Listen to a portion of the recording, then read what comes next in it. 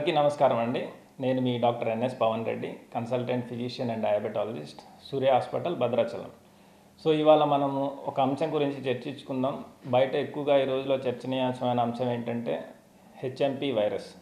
ఇది చైనాలో కొత్తగా కనుక్కున్నారు. దీనివల్ల ఏదో ఇబ్బందులు వచ్చేస్తాయి, అది ఇదని చాలామంది కూడా భయభ్రాంతులకు గురవుతున్నారు. సో ఈ వైరస్ గురించి ఈరోజు దానివల్ల కలిగే పరిణామాలు కానీ దానివల్ల వచ్చే ఏదైనా సిమ్టమ్స్ దీని గురించి మనం మాట్లాడుకుందాము. హెచ్ఎంపీ అంటే హెచ్ఎంపీవి వైరస్ అంటే హ్యూమన్ మెటాన్యూమో వైరస్. సో ఇది చైనాలో ఇప్పుడు గుర్తించడం కాదు, ఇంతకు ముందే ఆల్రెడీ 2001లోనే దీన్ని గుర్తించడం జరిగింది. దీనివల్ల అనేక ఇన్ఫెక్షన్లు కూడా ఆల్రెడీ వచ్చాయి. కాకపోతే అంత సీరియస్ ఇన్ఫెక్షన్లు అయితే ఇంతవరకు ఎప్పుడు కూడా నోటీస్ చేయలేదు ఎవరు. సో దీని గురించి ఎందుకు అంత చర్చ జరుగుతుంది అంటే, సో ఈ వైరస్ వచ్చేసి కరోనా లాగా ఇంతకుముందు కొత్త వైరస్ ఏం కాదు, ఆల్రెడీ ఉన్న వైరస్సే. వీటి వల్ల ఇన్ఫెక్షన్స్ ఏవైతే వచ్చాయో ఇంతకుముందు అవన్నీ మైల్డ్ టు మోడరేట్ వేరియంట్సే ఉన్నాయి కాబట్టి పెద్ద దాని గురించి కంగారు పడాల్సింది ఏమీ లేదు. సో ఎప్పుడు కంగారు పడాలి, ఎప్పుడు డాక్టర్ వద్దకు వెళ్ళే సూచనలు మనం దీనికి ఎప్పుడు వరి అవ్వాలి ఏంటనేది దాని గురించి నేను ఇవాళ మీకు సూచనలు ఇవ్వదలుచుకున్నాను. ఇప్పుడు ఎవరెవరు కంగారు పడాలి ఏంటంటే అందరూ కంగారు పడాల్సిన అవసరం ఏమీ లేదు.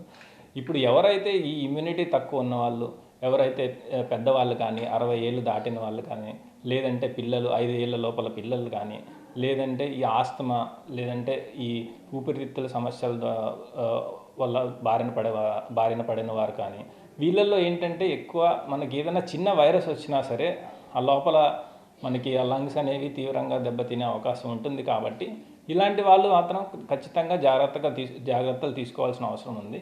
మిగతా వాళ్ళు కూడా మామూలు జాగ్రత్తలు తీసుకున్నా సరిపోతుంది, కానీ ఇలాంటి వాళ్ళు మాత్రం ఎక్కువగా ఇంకొంచెం జాగ్రత్తగా ఉంటే మంచిదని నా అభిప్రాయం. ఎందుకంటే వీళ్ళల్లో ఏంటంటే తొందరగా ఇంకా ఇన్ఫెక్షన్ సీరియస్ అయ్యి హాస్పిటల్ అడ్మిషన్ జరిగే అవకాశం ఉంటుంది. కాబట్టి మామూలు అందరిలో వచ్చే ఇన్ఫెక్షన్ సిమ్టమ్స్ గురించి మనం మాట్లాడుకుందాం. మామూలు సిమ్టమ్స్ వచ్చేసి దగ్గు, జలుబు, రొంప, ముగ్గు దిప్పడ, లేదంటే గొంతు నొప్పి, తలనొప్పి, ఇలాంటి చిన్న చిన్న సిమ్టమ్స్తోనే ఆ వ్యాధి అనేది వెళ్ళిపోయే అవకాశం ఉంటుంది. కానీ మిగతా వాళ్ళలో ఎవరైతే ఉన్నారో నేను చెప్పిన వాళ్ళు కానీ, ఈ కిడ్నీ పేషెంట్స్ కానీ, గుండె పేషెంట్స్ కానీ, వీళ్ళల్లో మాత్రం ఇంకా వ్యాధి తీవ్రంగా వచ్చే అవకాశం ఉంటుంది. కాబట్టి వీళ్ళు ఇంకొంచెం జాగ్రత్తగా ఉండాల్సిన అవసరం ఉంది. వీళ్ళకి ఎంతవరకు దారితీస్తుందంటే ఆల్మోస్ట్ లంగ్స్ కూడా డ్యామేజ్ అయ్యేంత వరకు వెళ్ళే అవకాశం ఉంటుంది. కాబట్టి వీళ్ళు ఇంకొంచెం ఎక్స్ట్రా కేర్ తీసుకోవాల్సిన బాధ్యత ఉంది. ఇప్పుడు మనం అందరిలాగానే తీసుకోవాల్సిన జాగ్రత్తలు వాటి గురించి చెప్తాను. మీరు తప్పనిసరిగా ఇవి ఎప్పుడు గుర్తుంచుకోవాల్సింది ఏంటంటే బయట ఎక్కడికి వెళ్ళినా కూడా ఇలాంటి జాగ్రత్తలు తీసుకుంటే మనమైతే ఎప్పుడు సేఫ్ సైడ్ ఉంటాం. సో ఆ జాగ్రత్తలు వచ్చేసి ఇంతకుముందు ఆల్రెడీ మీరు పాటించినవే, కరోనాలో ఏవైతే చేసామో అవి మళ్ళీ ఇంకొకసారి మనం జస్ట్ చిన్న చిన్న జాగ్రత్తలు తీసుకుంటే చాలు. ఎక్కువ జాగ్రత్తలు కూడా మరీ భయపడి తీసుకోవాల్సిన అవసరం అయితే ఏమీ లేదు. మామూలు జాగ్రత్తలు వచ్చేసి ఇప్పుడు మనం ఎక్కడికన్నా క్రౌడెడ్ ప్లేస్లోకి వెళ్ళినప్పుడు ఎవరన్నా దగ్గుతున్నా కానీ వాళ్ళకి దూరంగా ఉండడం, లేదంటే మనకి దగ్గు జలుబు ఉన్నప్పుడు మనం కూడా ఎక్కడ క్రౌడెడ్ ప్లేసెస్కి వెళ్ళకుండా ఐసోలేట్ అవ్వడము. మనకి దగ్గు ఏదైనా జలుబు అలా వచ్చినప్పుడు చెయ్యి ఇట్లా అడ్డం పెట్టుకొని తగ్గడం. సో దానివల్ల ఏంటంటే వేరే వాళ్ళకి స్ప్రెడ్ అవ్వకుండా ఉంటుంది మన వల్ల. ఇంకా వచ్చేసి మనం ఫ్రీక్వెంట్గా ఏదన్నా తినేటప్పుడు, ఏదన్నా నోట్లో వెళ్ళేటప్పుడు అప్పుడు హ్యాండ్ వాష్ కానీ, శానిటైజర్ కానీ ఇలాంటివి వాడుకోవడం మంచిది. సాధ్యమైనంత వరకు ఇంకా వైరస్ పెరిగి కేసులు స్ప్రెడ్ అయ్యేటప్పుడు సాధ్యమైనంత వరకు ఇట్లా ఎక్కువ జనసంచారం ఉండే చోట్లకి వెళ్ళకుండా ఉండడమే మంచిది. మిగతా ఏమైనా సిమ్టమ్స్ మీకు వచ్చాయి, సరే ఇంకా ఇబ్బంది అవుతుందంటే ఖచ్చితంగా డాక్టర్ని సంప్రదించి తగిన సూచనలు తీసుకోండి. అంతేకాని మనకి తెలిసిన టాబ్లెట్లు అవి వేసుకొని ఇన్ఫెక్షన్ మాత్రం తీవ్రతరం చేసుకోవద్దు. అలాగే నేను ఏదైతే ఎవరైతే చెప్పానో పాపులేషన్ వాళ్ళు మాత్రం ఖచ్చితంగా ఈ జాగ్రత్తలు ఇంకా ఎక్కువ తీసుకోండి. సో వాళ్ళకి ఇలా లంగ్ ఇన్ఫెక్షన్ సీరియస్ అయ్యే అవకాశం కూడా ఉంటుంది, నిమోనియా లాంటివి ఎక్కువ అయ్యే అవకాశం కూడా ఉంటుంది. కాబట్టి వారు కొంచెం జాగ్రత్తగా ఉండండి.